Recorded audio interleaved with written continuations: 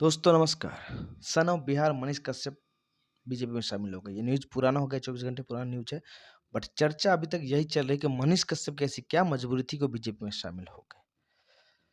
इसे बहुत सारे कह सकते हैं बातें हो रही है। कुछ लोग कह रहे हैं मनीष कश्यप पैसे बिक गया, कुछ लोग कह रहे हैं मनीष कश्यप को एमएलसी का ऑफर मिला, कुछ लोग कह रहे हैं मनीष कश्यप को बिहार में बहुत बड़ा पद मिलने वाला, ज़िम्मेदारी मिलने वाली है। मनीष कश्यप ने खुद आके वीडियो में कहा है कि वो बीजेपी में क्यों शामिल हुए। जी हाँ। क्योंकि मनीष कश्यप जब जेल में थे, तो मनोज तिवारी हो और भी जो बीजेपी के लोग थे, उन्होंने बहुत ज़्यादा उनको हेल्प किया था, इस वजह से वो ना नहीं कह पाए। इससे पहले मनीष कश्यप बीजेपी से टिकट मांग रहे थे, जो उनको मिला नहीं। उसके बाद उन्होंने निर्दलीय ताल ठोका था पश्चिम चंपारण से।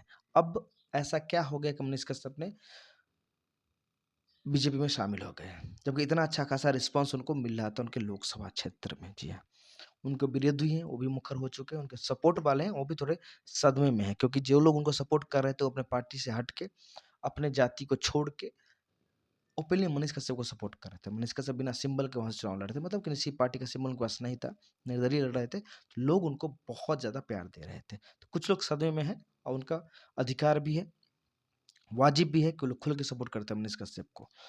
बट अगर बात की जाए कि मनीष कश्यप बीजेपी में शामिल हुए अगर पद के लिए, तो इसमें बुराई क्या है?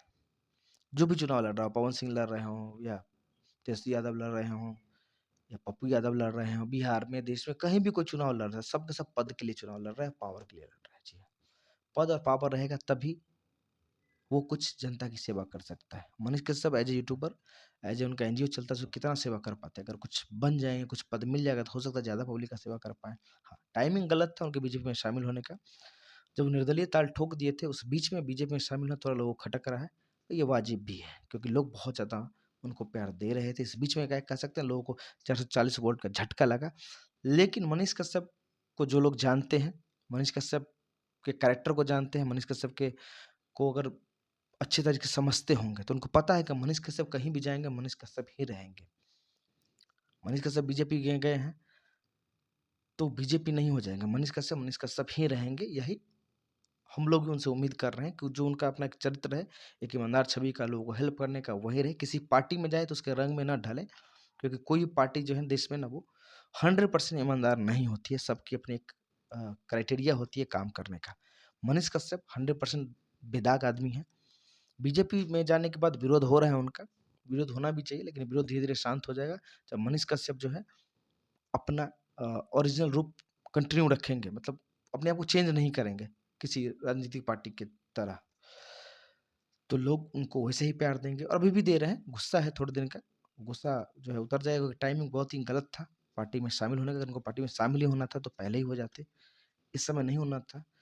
चुनाव लड़ लेते, देख लेते, उसके बाद शामिल है तो और ज़्यादा बेहतर रहता।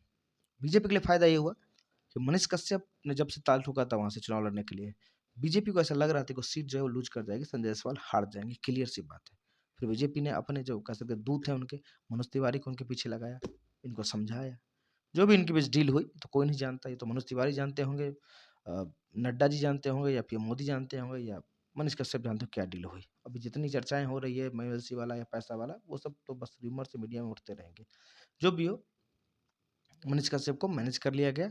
अब उन्होंने कह दिया कि वो चुनाव नहीं लड़ेंगे, तो संजय जायसवाल की साँस में साँस जो है आ गई है, क्योंकि उनको लग रहा था कि जिस तरीके से रिस्पॉन्स मिल रहा है मनीष कश्यप को, वो इस बार हारने वाले हैं। जो भी हो, मनीष कश्यप से यही उम्मीद है कि जो थे वही रहें। पार्टी किसी भी पार्टी के वो चादर के अंदर ना आए।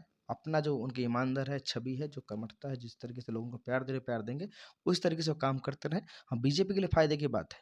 मनीष कश्यप के आने से बीजेपी के अंदर एक बड़ा प्रवक्ता मिल जाएगा जो खुल के बोल सकता है। जी हाँ, बिहार में बीजेपी के पास ऐसा कोई भी नेता नहीं है जो लॉजिकली बात कर सकता है, यही सच्चाई है। या 10 लोगों के बीच में अपना डिबेट में अगर अपनी बात रख सकता है, वैसा कोई नेता हमें नहीं लगता कि बिहार में बीजेपी के पास है। मनीष कश्यप के आने से बीजेपी को बहुत ज़्यादा फ़ायदा होगा। मनीष कश्यप को कुछ दिन के लिए लोगों की नाराज़गी झेलनी होगी, क्लियर है। बट मनीष कश्यप अगर जिस पैटर्न पे चल रहे थे, उसी पैटर्न में चलते रहेंगे, तो उनको प्यार वापस से लोगों का मिलेगा। अगर आप वीडियो पसंद आए तो लाइक कीजिए, कमेंट कीजिए। मिलते हैं नेक्स्ट वीडियो में। इस तरह कोई भी अपडेट होगा आपसे ज़रूर शेयर करेंगे। तब तक के लिए बाय बाय।